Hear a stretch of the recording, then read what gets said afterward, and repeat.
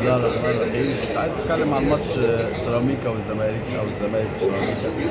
هي ماتش الزمالك دي امكانياته ودي قدراته، مفيش دعم، صفقات والقيد واقف. الحقيقه انا شايف انه الزمالك الحقيقه فريق منهك ماديا، فريق متواضع بمستوى من النظر، حاله زي حال الاهلي، بس الفرق ان الزمالك الحقيقه ما بيصرفش حجم الفلوس ضخم جدا اللي بيصرفه الاهلي بيصرف مليارات وحاله برضه زي الزمالك مش بيصرف يعني السكواد بتاعه بحوالي 200 مليون جنيه ولا حاجه، 200 مليون جنيه ومش عارف يدفعهم اصلا.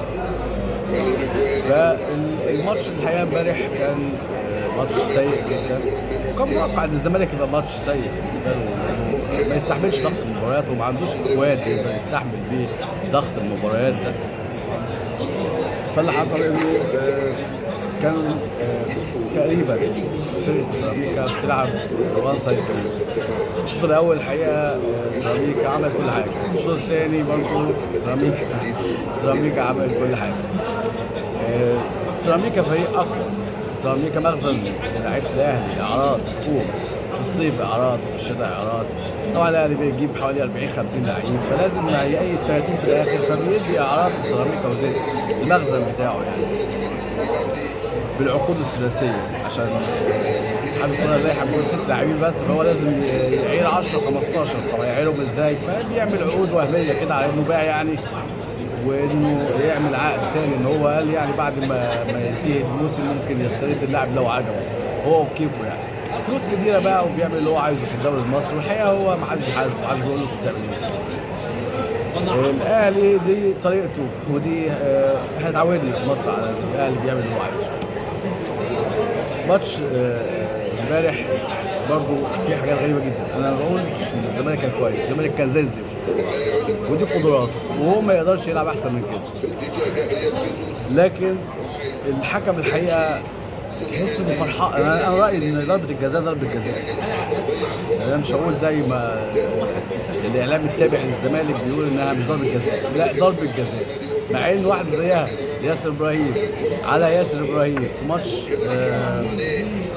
في بطوله افريقيا، ماتش مصر، واحده زيها بالظبط ما اتحسبتش عادي يعني، والجمهور المصري تقبل انها ما اتحسبتش عادي وقال لك ده ايده مرتكز على الارض فده عادي. لكن مع الزمالك لا، هي ضربه جزاء، هي ضربه جزاء. لو واحده زيها للاهلي او على الاهلي هتتحسب؟ ما اظنش، ما افتكرش. لو واحد زيها على الاهلي مش هتتحسب، هو ده ممكن يتحسب على الزمالك بس. فانا بشوف كمان حسام عبد المجيد امبارح لاعب يستحق انه يرتدي الفانيله الحمراء.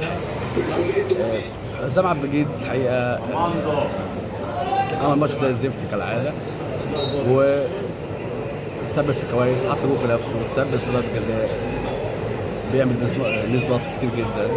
بشوف انه حسام عبد المجيد الحقيقه لازم يروح وهيقعد قد سنه وبعدين هيروح المخزن يزيد سيراميكا، وهو ده قيمته الحقيقيه. هو ما يصلحش يلعب في الزمالك، وخصوصا ما بعد ما اللي عمله الخناقه اللي عملها مع عبد الله السعيد. ده رايي الحقيقه في الماتش امبارح. شكرا.